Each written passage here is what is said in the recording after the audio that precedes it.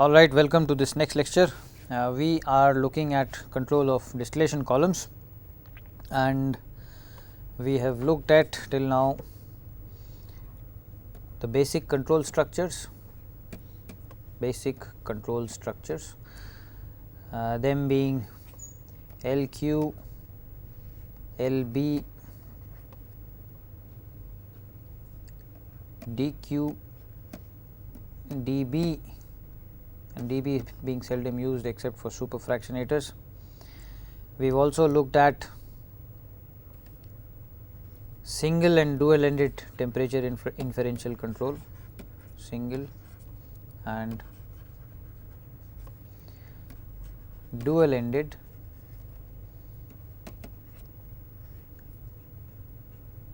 temperature inferential control of distillation columns.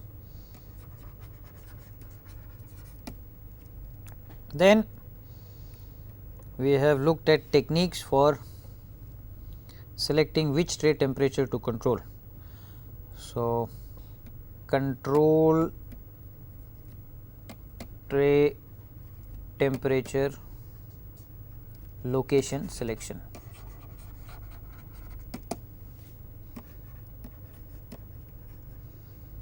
All this we have done. Today we shall look at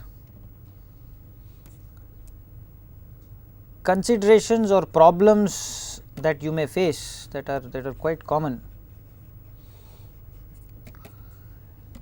in TIC, temperature inferential control of columns. And basically what we will look at, we will be looking at three things. First one being lighter than light key or heavier than heavy key in the feed. What problems this can create, how to overcome them. Then we will look at columns where the temperature profile is very flat. That means temperature profile flat means the key components are close boiling. The boiling point difference between the key components is not very large, let us say about 10 or 10 degrees Celsius of that order. And finally, we will also look at distillation columns that do very easy separation. So, not very tall. Easy separations means the key components, their boiling points are very different, okay, and what kind of problems this can create in temperature inferential control and how do we overcome these problems. Okay.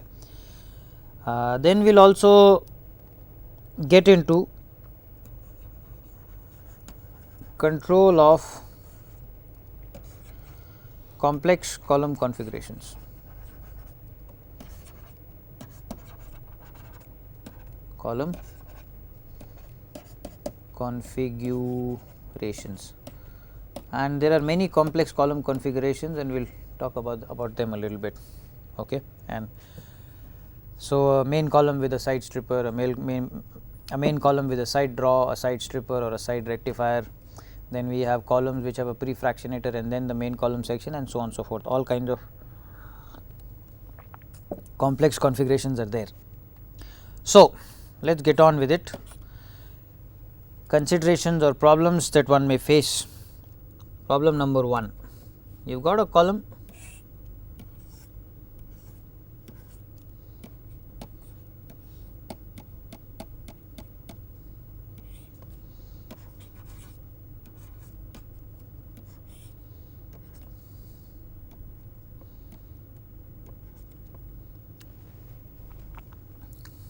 in this column. Anything that is lighter than the light key, that means all lighter than light key go up. Essentially light key and everything that is lighter than light key goes to the top. Heavy key and anything that is heavier than heavy key goes to the bottom. Okay. That is by definition of the keys, of the key components.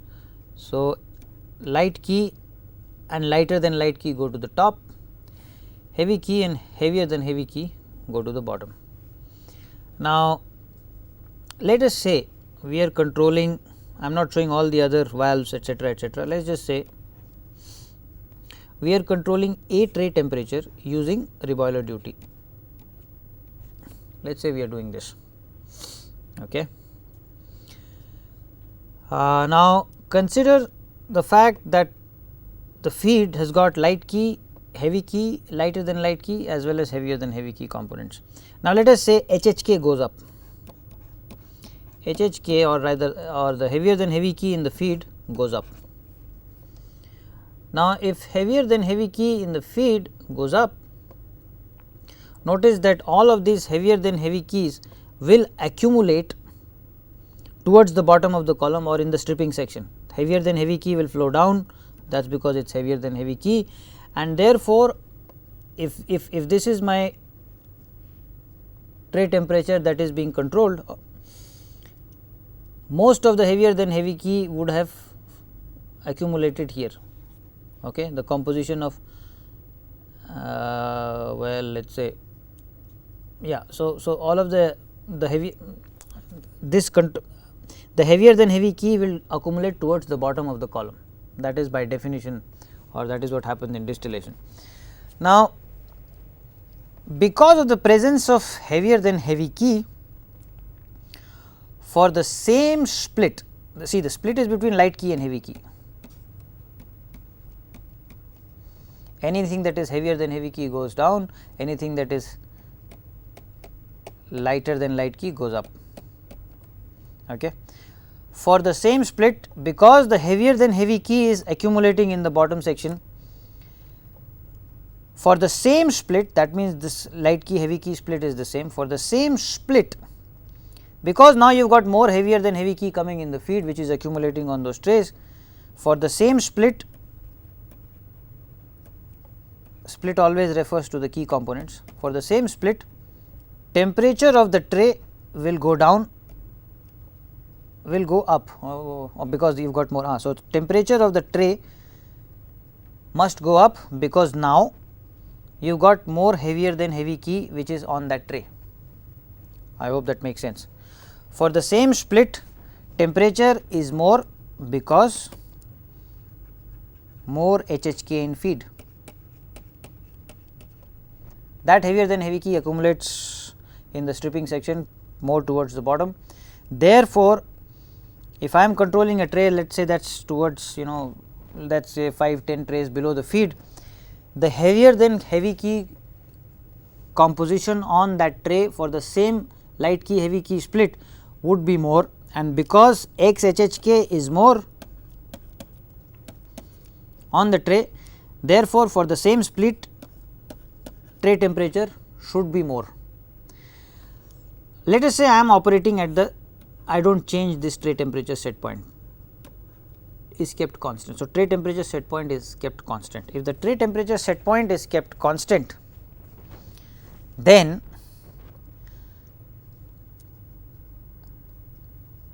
this tray because heavier than heavy key is more in the feed, this tray temperature set point should be more. I am however operating it at the same temperature set point when the heavier than heavy key in the feed was less. Okay. So, what happens then? Now, my tray temperature set point is less than what it should be, because the tray temperature set point is less than what it should be. What would happen is, lighter than light key, to get this lower tray temperature set point, I will have to have some lighter than light key, because lighter than light key will give me a decrease in temperature set point, a decrease in temperature. Heavier than heavy key causes the temperature to increase. So, because the heavier than heavy key has accumulated on this tray and I am trying to maintain it at the same tray temperature set point, what that would ultimately end up doing is XLLK will go up. Because XLLK will go up, what that means is now the lighter than light keys are coming down, and so what will happen is you will start getting LLK in bottoms.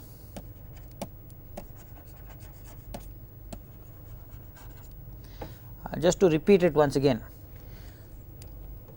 more heavier than heavy key in the feed, that heavier than heavy key accumulates on the trays in the stripping section. Now, because the control tray temperature is the same, heavier than heavy key tends to increase the temperature of the tray.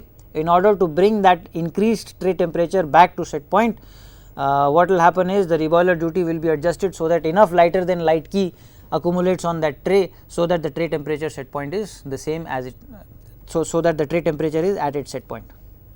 So, we have essentially ended up changing the split in such a way that now lighter than light key is actually coming down. Now, because lighter than light key is coming down, you will get contamination of light key and lighter than light key components in the bottoms. So, not light key, sorry, this will be actually LK in the bottoms. I am sorry, this would be light key in the bottoms. Okay. So, if I am operating this column without adjusting the tray temperature set point, what I will find is that if HHK goes up, X light key in the bottoms goes up, right. Notice that if my control tray, how do I mitigate this? The way to mitigate this is, this phenomena would be more and more extreme as I move away from the feed stage. If I am towards the bottom of the column, the change in temperature because of heavier than heavy key will be much more than if I am say towards the feed, closer to the feed. So, one of the ways of mitigating this effect is to choose control trays, choose temperatures that are to be controlled closer to feed. That is possibility number 1. Possibility number 2 is that you measure light key impurity in the bottoms, and if this light key impurity is going up, you make an adjustment to the temperature set point.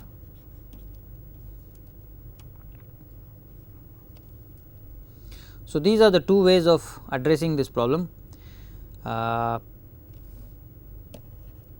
Cascade control, cascade composition control. So, this is problem number 1, presence of LLK or HHK. Okay. If I can have the same logic which I applied to HHK, also I can apply to LLK. If LLK goes up, then this lighter than light key tends to accumulate towards the top of the column. If I am controlling a tray temperature, let us say by using reflux, if I am controlling a tray temperature like this, okay. Now, because lighter than light key is accumulating on those trays, for the same split my temperature has actually reduced. However, I have not changed the temperature set point. Therefore, to maintain the tray at its temperature set point, my reflux would be adjusted so that some amount of heavy key is there, some amount of extra heavy key is there on that tray. And because to compensate for the presence of lighter than light keys in the top section, I am allowing heavy key to come into my rectifying section, I will get ultimately contamination of heavy key in the distillate. This will go up. Okay. Again, mitigation of this effect, the closer the control tray temperature is to the feed, the less severe is this effect. That is point number 1. And the other way of course is I do a composition control here that adjusts the temperature set point. Okay. And which composition? I am looking at heavy key composition in the distillate. If the heavy key composition in the distillate is going up, I should T set point should be reduced, right. Okay. So, this is how you, this is what the presence of, this is how the presence of lighter than light key or heavier than heavy key can screw up my split, and so that my split does not get affected and I operate the column at the desired split that I want, I either do composition control which adjusts the temperature set point, or I choose the tray temperature location to be close to the feed stage, and hopefully, and if you look at the temperature profiles of well designed columns, you will find that if this is tray number, this being the condenser, this being the reboiler, you will find that the tray temperature is typically of this type and feed may be somewhere in the middle. This is the feed stage, and you will find close to the feed stage the slope of the temperature profile is pretty steep, and therefore, close to the feed tray, but not the feed tray. Controlling a tray temperature close to the feed tray actually is sensitive, and it also naturally mitigates the deterioration in quality control due to the presence of lighter than light key or heavier than heavy key in the feed. Okay. So, I hope this is clear enough. Okay. Point number 2, flat temperature profiles.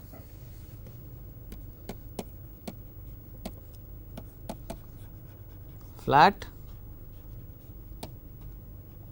temperature profiles.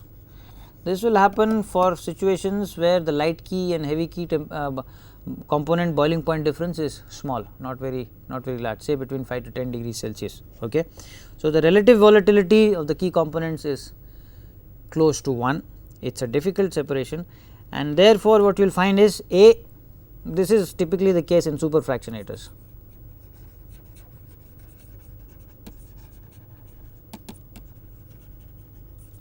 So, superfractionators would be tall, that is because number of trays would be more, that is because the separation is difficult. So, you require more number of trays, and you would also have reflux ratio is large, reboil is also large. Okay. That is a typical superfractionator. So, the vapor liquid traffic inside the column is large because the reboil is more, reflux is also more, and that is a consequence of the fact that the separation is difficult. Okay. All right. Given this, if I look at the temperature profile in a superfractionator, it has got a large number of trays. Well, let us say this is the feed stage, this is condenser, this is the. So, because the separation is difficult and the boiling temperature difference between the key components is small, you will find that the tray temperature changes only by, let us say this is, I do not know, x degree Celsius. Well, this may be, this probably like this, this may be x plus, I do not know, maybe 15 degrees Celsius. Okay.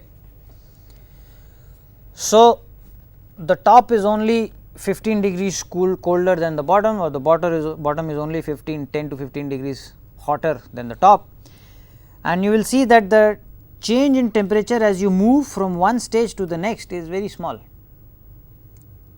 Okay, that is because even though the composition may change by, so it is small because the key components are close boiling. Also, as you move from one tray to the next, the change in composition is not very large. Okay. All right. What happens in such a case is, if you try and do temperature control, because the column is long, there is significant pressure drop across the column, significant delta P, because it has got a large number of trays. All right. Also, there are local significant, local fluctuations. I will not call it fluctuation, local variation in tray pressure, local tray pressure variation. What I mean by that is, let us say at base case or at my design condition, the top pressure is I don't know, 200 kilopascals. Bottom pressure is let us say bottom would have to be at higher pressure, and let us say 2 kilopascals per tray, let us say 60 trays, let us say about 300 kilopascals. Okay. So, 2 atmosphere, bottom pressure is about 3 atmosphere. That 1 atmosphere pressure drop is because the tower is very long. Okay. Let us say I am controlling this tray temperature, controlled, this tray temperature is being controlled. Okay. If I increase or decrease the reflux as the flow through the internal flow through the column is changed, what will happen is the level of the accumulated liquid on each of the trays, let us say I have increased the reflux. If the reflux has been increased, then the level on each of the trays would have gone up a little bit. When you sum it up over 60 trays, or let us say how much is this, maybe 40 trays. Okay. When you sum up that slight increase in delta P across the trays over from the top to the bottom, what you will find is this is maintained at 200 kilopascal. Now, the pressure here, which was let us say I do not know, pressure here originally, let us say it was 2/3 of that, let us say about 270 kilopascal. Okay. If I increase the reflux, L is increased. If I increase the reflux, the amount of liquid on each of the trays would be more. The vapor will have to displace more liquid in order to find its way up. Therefore, the pressure drop across each of the trays has gone up by a little bit. And now, what will happen is, if I am controlling the condenser pressure, well, the bottom pressure would have gone up to let us say 320 kilopascal. This goes to this. This is the top is the condenser is maintained at its design pressure. Because this has gone up, this has also gone up, and let us say this goes up to I do not know, maybe 285 kilopascals, right. So, because the internal vapor liquid flow can change, the pressure on this tray, that the pressure that this tray sees, whose temperature is being controlled, changes, and it changes by, you see, if a liquid at 270 kilopascals, if this is the pressure for the same composition, let us say the pressure is in kilopascal, temperature is in degree Celsius. At the same at 270 kilopascals, if the boiling temperature for the given composition on that tray is let us say 150 degrees Celsius, at 285 kilopascals, because the pressure has gone up of the tray locally, the boiling temperature would go up. Higher pressure liquid, same composition liquid will boil at a higher temperature. Therefore, this temperature may be let us say 152 degrees Celsius, all right, just for example. You can get a 2 to 5 degrees Celsius change in tray pressure, you can get a 2 to 5 degrees Celsius change in tray temperature because of pressure variability, local tray pressure variation. Well, you can see as you go from here to here, the change in temperature is only 15 degrees Celsius. So, now when the temperature of the tray is changing by 1 or 2 degrees Celsius, you can't really tell whether the change in temperature, if a tray temperature changes, what is it due to? Is it due to change in separation?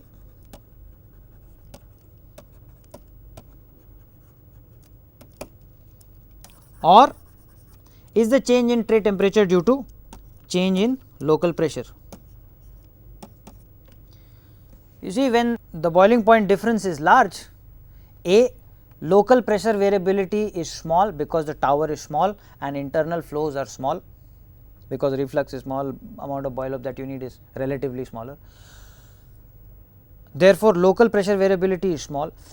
Also, the amount of change in temperature as you go from top to the bottom is large, 30, 40, 50 degrees Celsius. So, if a small amount of change in separation occurs, that will create a change in temperature of 2, 3, 4 degrees Celsius. Pressure fluctuations would be creating a change in temperature of only of the order of, let us say, 0.1, 0.2, 0.3 degrees Celsius. So, if the temperature in a small column changes by about 1 degree Celsius, you know that it is due to a change in separation. On the other hand, in a tall tower, if the temperature is changing by 1 or 2 degrees Celsius, you really can't tell whether it is because the local pressure in the column has changed, or is it because the separation has changed. All right. So, temperature inferential control, if you try and control that tray temperature, it will not work. You will find that the product purity is varying all over the place, and that is because pressure fluctuations are masking change in separation. Okay. The pressure fluctuations overwhelm the temperature. Okay. So, the variability in temperature is largely due to change in pressure, local pressure on the local pressure on the tray that you are trying to control. How do you get around this problem? Again, you see, measuring composition is difficult, analyzers are expensive. How do you get around this problem? Ultimately, I do have to run a superfractionator. So, there are two ways of getting around this problem. One way is, well, you got a you got a temperature sensor on the tray, also put a pressure sensor on the tray. So, what you then do is pressure compensated temperature set point, pressure compensated temperature set point.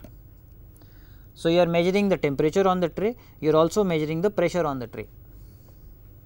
Okay. So, once you are measuring the pressure on the tray, how do you do pressure compensation? Well, given a liquid x, you would like to hold the composition on the tray constant. So, given x P1, I know what is my mixture, I can do a bubble point calculation. So, I will get this mixture. If I do a bubble temperature calculation, it will tell me this mixture will boil at this temperature T1. At the same composition, a different pressure, I again do a bubble T calculation, this mixture will boil at a temperature T2. Well, then what I do is I essentially say that, okay, if I have a pressure P, what should my temperature set point be? Okay. And that comes from, you can just linearly interpolate, do not make me do it, because well, so T2 minus T1 divided by P2 minus P1 times P minus P1 plus T1. So, temperature set point at a pressure P would be calculated from here, and this is, you can do your bubble point calculation offline, and then all you have to do is just implement this simple linear relation to get what your temperature set point should be based on the local pressure at the tray. Note that pressure can fluctuate a lot, and so you will have to filter the pressure signal. This will require some sort of filtering, so that the noise in the pressure signal is filtered out, and you are only compensating the temperature for long term trends that are seen in the pressure. Okay. That is by the way. So, this is one way of circumventing this problem. A more popular way is, you see, superfractionators will have temperature sensors on a large number of trays. Okay. At many locations in the column, you will have a temperature measurement. A more popular way is, you take the column, instead of controlling a tray temperature, what you do is you take the difference. So, this is these are two temperature indicators, temperature indicator 1, temperature indicator 2. You take these two signals, subtract them, plus minus, and then what you get is delta T. Okay. Instead of controlling a tray temperature, you try and control a difference between the temperature of two trays that are, let us say, separated by 5 or 10 trays. Okay. Whether it should be 5 or whether it should be 10, that depends on what is the temperature difference across the whole column. Okay. Why does this work? Well, this works because if the pressure here goes up, local pressure here goes up, let us say P2 is going up, well then P1 will also go up, right, and if the pressure on the bottom tray goes up, the pressure on the tray on the higher tray will also go up. Because both the pressures go up, T1 will go up because it is at a higher pressure, T2 will also go up because the pressure on that tray is more. When I take T1 minus T2, this would be close to 0. It will be close to 0 because the pressure has gone up by about the same amount on this tray and the other tray which is about say 5 trays below, and therefore, the difference in the tray temperatures is of the order of 0 or very small difference in the tray temperatures. So, T1 minus T2 as a signal does not or depends on pressure its dependence on pressure is very weak. T1 minus T2 is weakly dependent on pressure, weakly dependent on pressure. Now, because T1 and T2 are weakly dependent on pressure, on the other hand T1 depends or T2 by themselves, they are strongly dependent on pressure, strongly depend on pressure, local pressure on the tray, right. T1 minus 2 is weakly dependent, it is almost independent of the local pressure on the tray. So, now when I was looking at T1 or T2 by itself, I could not tell whether the change in temperature is due to pressure or due to a change in separation. When I am looking at T1 minus T2, since it is weakly dependent on pressure, if T1 minus T2 is changing, that is because the heavy key or the light key, depending on where these T1 and T2 are located in the column, towards the top or towards the bottom, that is because the separation is changing. So, now delta T, a change in delta T indicates a change in separation. Okay. So, instead of controlling a tray temperature, you control the difference between two tray temperatures in towers that are long, that have large pressure drops and are doing difficult separations. So, that the change in temperature from the top to the bottom is not very large. Okay. All right. Third problem, very easy separations. Let us just columns that do very easy separations. What that means is that the light key, heavy key relative volatility is very large. Okay. Relative volatility being large means that these two components have a very large difference in their pure boiling temperatures. Okay. So, let us say of the order of 50, 60, 70 degrees Celsius. Okay.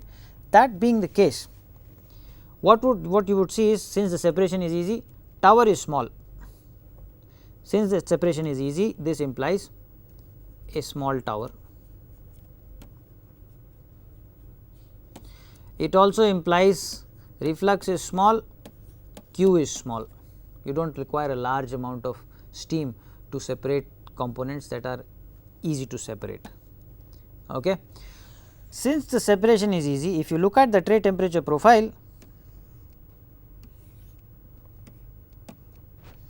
the temperature profile may be of, let us say it just got say 1 to 10 trays, that is not a long tower. What you would find is that the tray temperature is very sharp. You see this change in temperature, let us see over,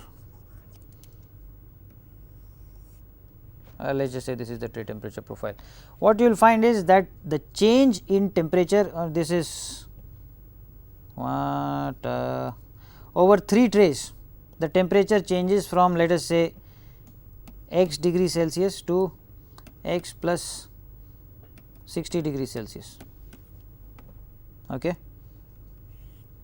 The change from here to here, this change is a very large one, 60 degrees Celsius. That is because the separation is easy. You move from one tray to the next and the temperature has changed by 60 degrees Celsius. Alright. What are the implications of this? Well, it has got some pretty significant implications in the sense that, you see, when you have a controller, it takes in a signal that is between 4 to 20 milliamps. Its output is a signal that is between 4 to 20 milliamps. Okay. This 4 milliamp will correspond to T min, which is the span of the sensor. This 20 milliamps will correspond to T max, which is again the span of the temperature sensor. Typical span of temperature sensors is anywhere from 50 to 100 degrees Celsius. Okay. So, let us say T min minus T or T max minus T min, which is the span, temperature span, which is equal to this, is equal to about 50 degrees Celsius. Okay. By the way, this 4 milliamp corresponds to, let us say, 0% valve opening. This 20 milliamp corresponds to, let us say, a fully open valve opening.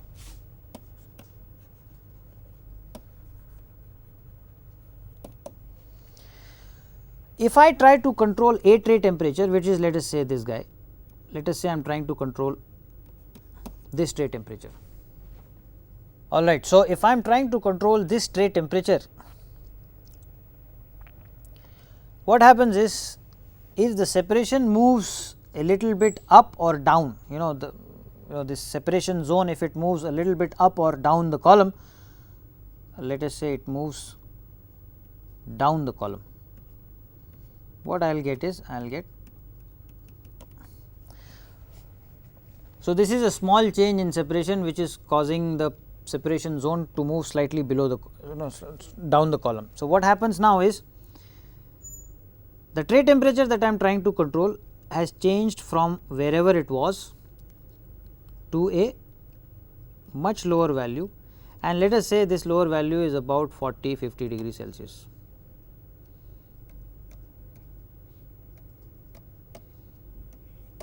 Okay, the difference between this and this is about 40, of the order of 40 degrees Celsius. Now, you can see what the problem with this is.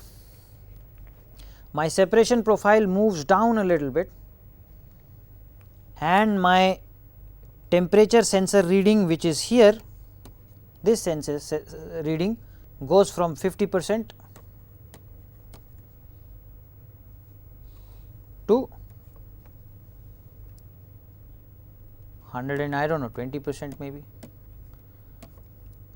You see, my temperature reading is actually going off the charts. Well, here the temperature is decreasing, so it is actually going from 50% to minus 10%. My temperature on the tray is below the span, below the minimum temperature that the sensor can read. Okay. So, what happens is, okay, my temperature has gone down, my separation profile has moved down a little bit, my temperature sensor has gone to 0% or below. What I then do is I crank up the heat. When I crank up the heat, the separation profile moves up, and now it moves up a little more than it should have, and now you see my control tray temperature is here. There is the problem of what I am referring to is extreme sensitivity.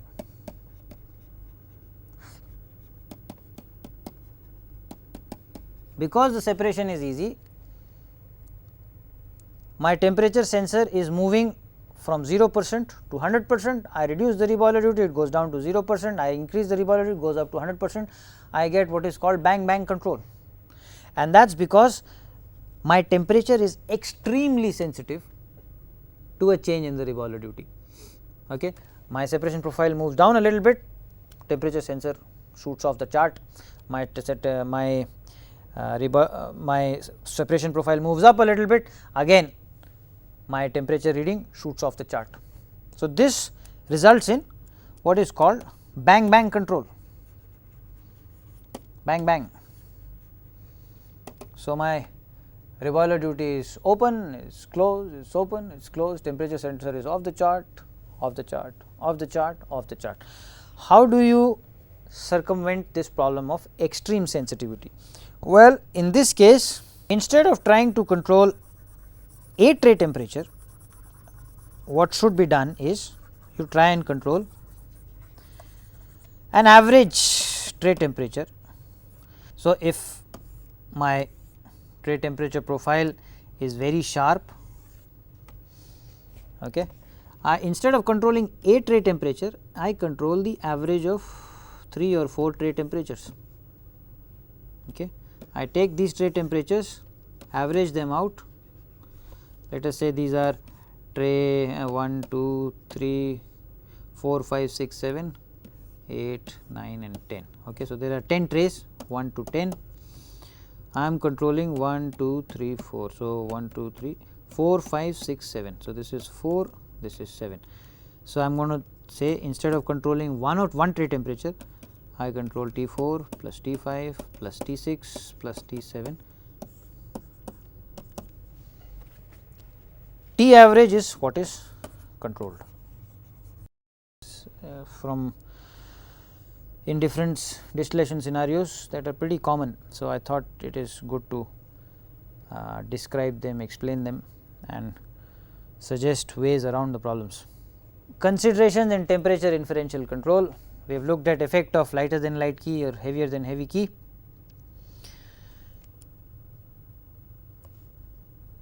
If there is excess lighter than light key in the feed, the lighter than light key must leave from the top, it accumulates towards the top of the column. This causes a reduction in the temperatures in the enriching section. If I try and control a tray temperature, its set point should be reduced because of the presence of lighter than light key on that tray. However, if I do not reduce that temperature set point, in order to bring the temperature back up, some of the heavier than heavy key will end up being on that tray, and ultimately you may find in extreme cases that the heavy key is actually contaminating your distillate. So, heavy key will start coming in the distillate stream. Okay. Similarly, okay, so the solution here is you control a tray temperature near the feed tray location where this effect will not be as severe, or you measure the heavy key composition in the distillate and adjust the temperature set point, and this is what is shown here. Okay. And you can have a corresponding argument for the stripping section for the bottom stream. Flat temperature profiles, well, this occurs when key components are close boiling, you get flat temperature profiles. Such columns will have high reflux ratios and large number of trays, tall towers. Controlling a tray temperature is not a good idea because the tray temperature is strongly influenced by local pressure variations. Instead, what is recommended is you control delta T, which is the difference of two suitably chosen tray temperatures, and delta T is a better controlled variable because delta T does not depend very strongly on